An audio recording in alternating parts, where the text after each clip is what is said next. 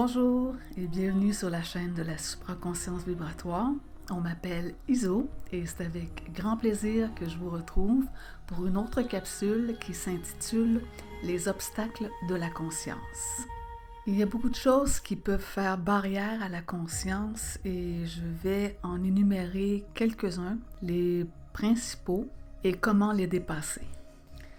Je vais aussi glisser un mot sur l'intelligence intégrale et j'espère que ce matériel vous intéressera et vous outillera davantage afin de faire face à l'agression matricielle.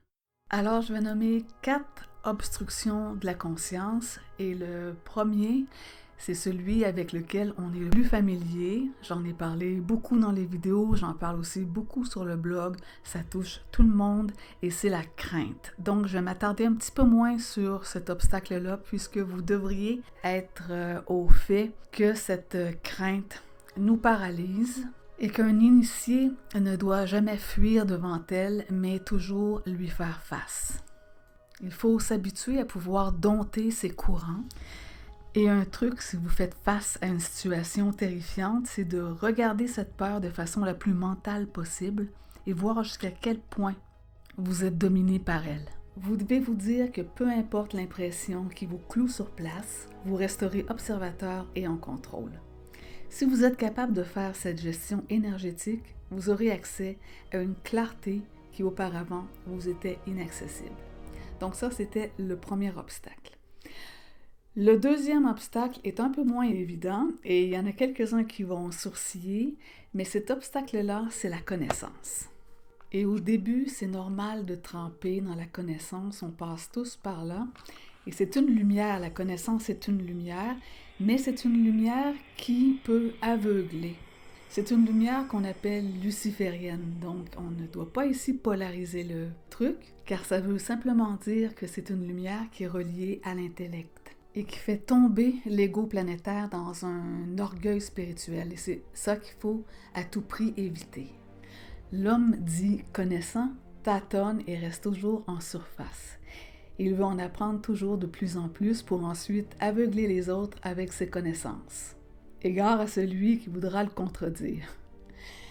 Éventuellement, il va frapper un mur, car contrairement au savoir qui est un continuum infini que l'esprit garde, la connaissance, elle, a ses limites, et l'âme l'oubliera lors de la mort noire. Un homme qui sait n'a aucune connaissance de son savoir, et c'est de cette façon qu'il obtient un ego transparent. La connaissance, ce n'est qu'une impression de savoir, et c'est là que l'initié doit pouvoir dépasser cet obstacle-là et aller directement au savoir. Ceci est bien sûr individuel et ferme la porte à toute espèce d'orgueil. Nous sommes rendus à l'obstacle numéro 3 qui est celui du pouvoir. Ce n'est pas l'argent, la sexualité ou la renommée qui fait tomber les hommes, mais bien la soif du pouvoir. Un archonte peut aisément faire perdre la tête à une personne en lui offrant du pouvoir. Et la seule façon de conquérir cet obstacle est pour la personne de réaliser que ce pouvoir qu'on lui confère n'est jamais vraiment le sien. Vous devez savoir que puissance et pouvoir sont deux royaumes complètement différents.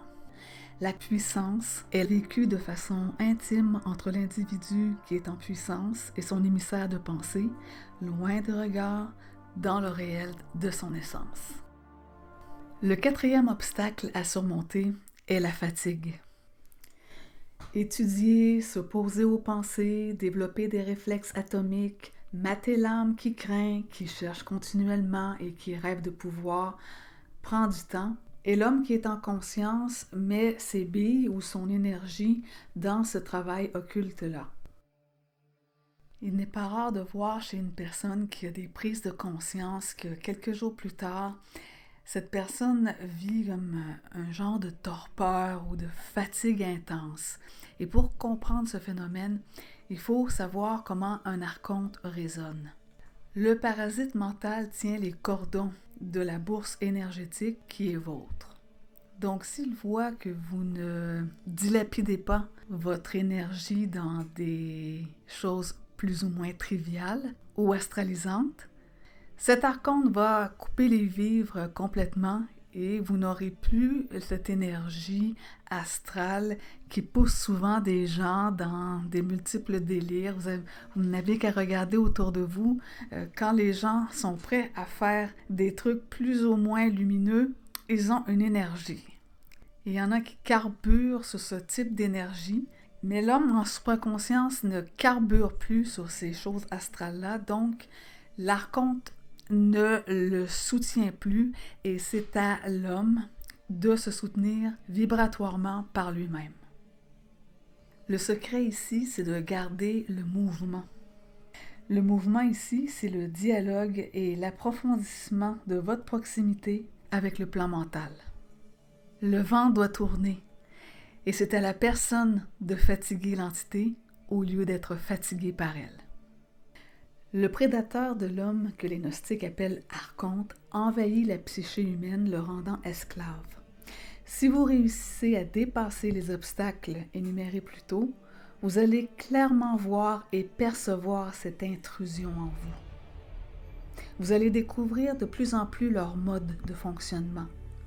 Le système archontique est toujours en économie d'énergie et épuise l'homme jusqu'à la mort ou jusqu'à la maladie. Or, si l'homme ne représente plus pour lui un investissement sûr, il ne capitalisera plus sur lui. Baigner dans les vapeurs astrales est somme toute assez soporifique et même plaisant si on reçoit de l'énergie pour faire nos bêtises. Mais gardez en tête que ça ne vise qu'une seule chose et c'est de vous faire perdre votre temps. L'atmosphère mentale est totalement différente, un peu plus froide mais qui va droit au but. Et si l'initié peut s'acclimater à cette ambiance mentale, il pourra se supporter lui-même vibratoirement. Je vais vous donner quelques stratégies pour contrer le parasite archontique. D'abord, l'attention. Apprenez à faire taire le flux de pensée et à imposer un intervalle où vous maintenez votre attention. Ceci devient vite insoutenable pour les entités. Pratiquez-vous à démasquer qui se cache derrière ce que vous prenez pour vous penser. Ces êtres n'aiment pas être mis à découvert et perdront vite leurs moyens. Ensuite, confrontez l'entité. L'autodéfense psychique s'apprend et c'est un art qui abolit et qui rend caduc tout lavage de cerveau et conditionnement. Les écoles des mystères enseignent comment allumer le feu intérieur et semer ainsi toute entité dans un labyrinthe astral. Vous devez être capable, vous aussi, de faire ça. Rappelez-vous que les archontes n'ont pas de luminus epinoia, donc aucune imagination créatrice et aucun enoia, c'est-à-dire aucune volonté propre.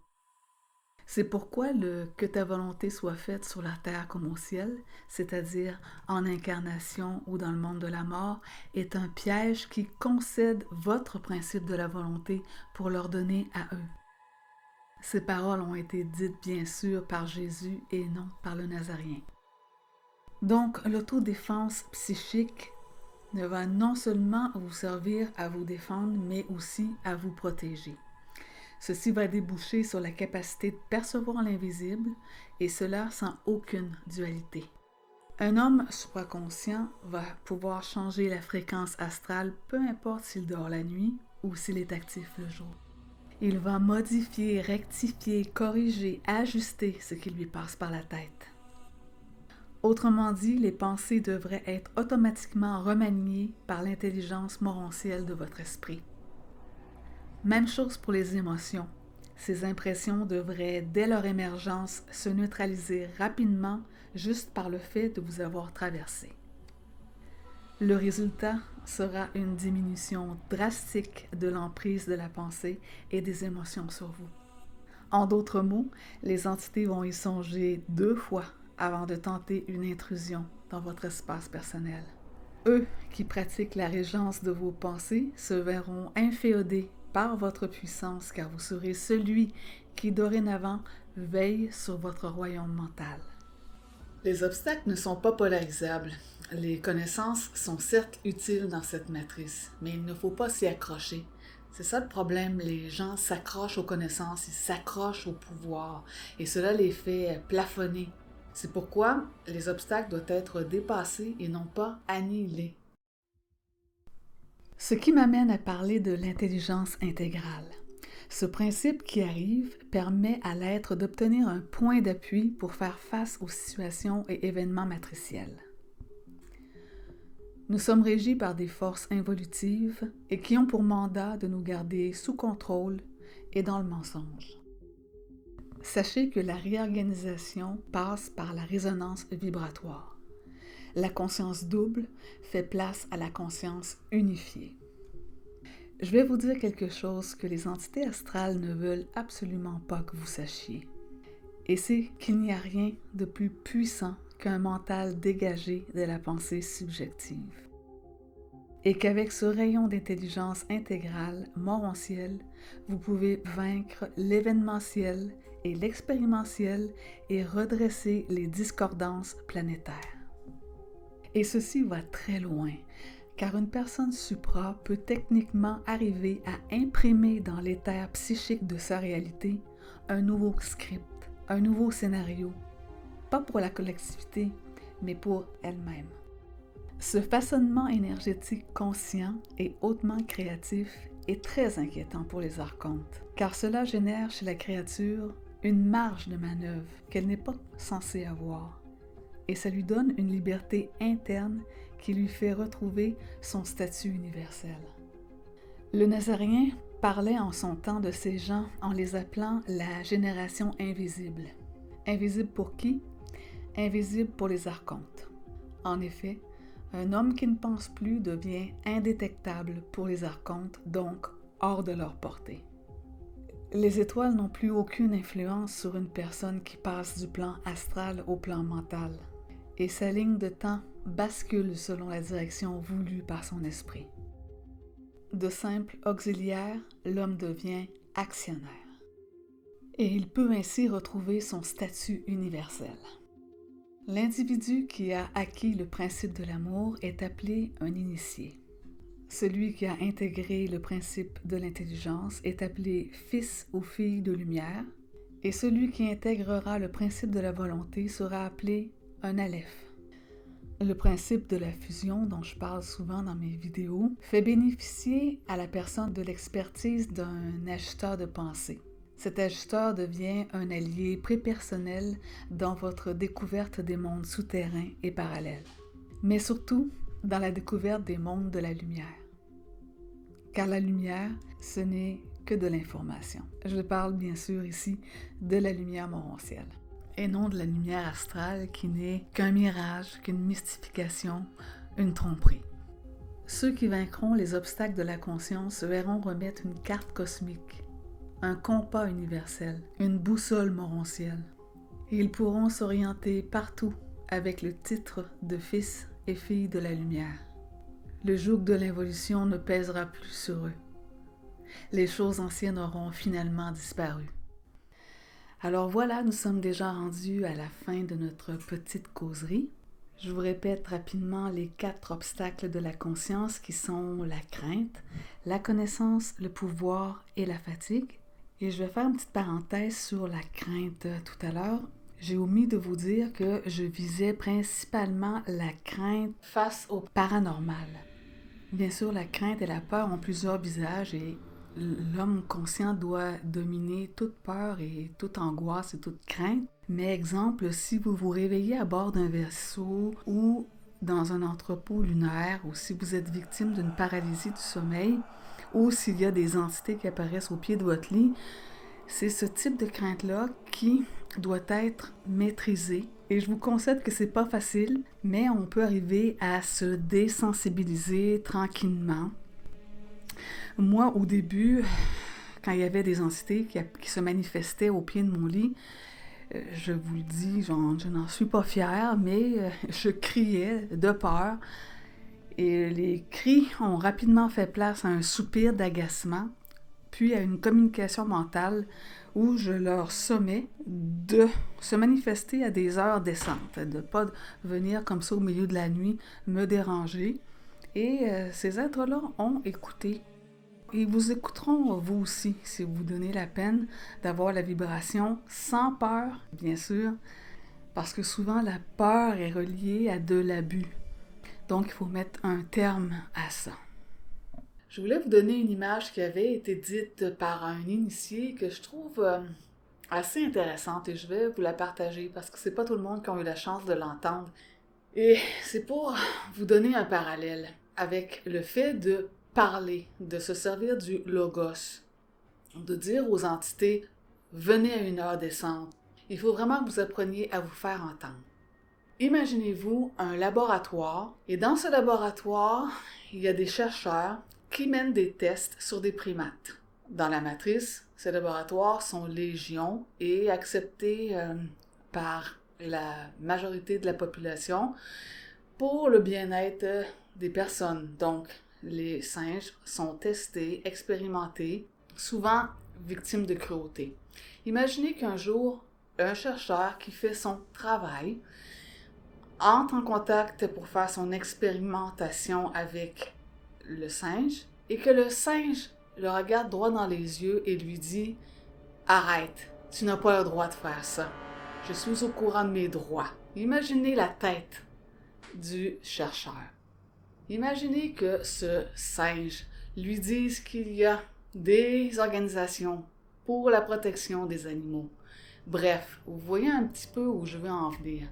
Le chercheur serait tellement estomaqué que les expérimentations ne s'arrêteraient peut-être pas pour l'ensemble des singes, mais que ce singe en particulier ne serait plus victime. Les chercheurs ne testeraient plus sur lui. C'est un peu la même chose qui se passe avec les entités. On est un objet d'expérimentation vu comme des animaux et il faut pouvoir, nous aussi, les surprendre parce qu'on n'est pas supposé de pouvoir les voir, on n'est pas supposé de pouvoir les percevoir, on n'est pas supposé avoir droit de parole, mais c'est cette petite image que je voulais vous partager. Un autre point aussi sur l'obstacle du pouvoir, c'est une anecdote qui pourrait en intéresser quelques-uns. Dans la Bible, quand il est dit que Satan a tenté Jésus en lui offrant le pouvoir de son royaume, de sa matrice, il est dit que Jésus a refusé. Ceci est faux et je vais vous en donner la preuve. Le Nazaréen a refusé cette offre, mais Jésus l'a accepté. La preuve, c'est qu'il est connu mondialement, c'en est presque une superstar. Les photos de lui sont partout. Il est adoré, il est prié. Bref, cet égrégore-là est très fort et tout le monde connaît cet imposteur alors que personne ne connaît le Nazaréen, personne ne connaît son nom. Car cet être était connu en terre originelle, mais complètement inconnu ici. Et la nouvelle génération invisible dont je vous parlais tout à l'heure va réapprendre à reconnaître cette entité-là, qui fut un très grand initié. Alors voilà, c'est assez le maximum que je peux donner sur YouTube. Si vous voulez approfondir cette science, je vous invite à venir sur le blog où on développe plus en profondeur les sujets abordés. Les commentaires sont très riches et je remercie tout le monde qui ont participé. Malheureusement, je ne peux pas répondre à tout le monde, mais il y a beaucoup de commentaires auxquels j'ai répondu et les articles aussi sont un petit peu plus pointus qu'ici. Nous sommes sur YouTube, c'est hautement surveillé, même chose encore pire sur Facebook. Facebook, il y a la page officielle de la supraconscience vibratoire. Sur cette page Facebook, c'est simplement pour avertir lors d'une nouvelle vidéo, d'un nouvel e-book. Faites attention, je vois qu'il y a plein de groupes et plein de pages qui poussent comme des champignons sur la supraconscience. Il y en a même qui se font passer pour moi, qui viennent carrément prendre mon matériel, mes bannières, et je ne sais pas ce qui se dit dans ces groupes-là. Donc, ayez le discernement et si vous avez un doute, vous pouvez toujours venir sur la page officielle du blog de la supraconscience vibratoire pour avoir l'heure juste. Alors, voilà, c'était le message que je voulais vous faire passer. Continuez à garder votre sens critique en tout temps. Vous êtes le seul maître à bord et je vous souhaite une bonne progression dans votre expansion de conscience. C'était Iso et je vous dis à la prochaine. Au revoir.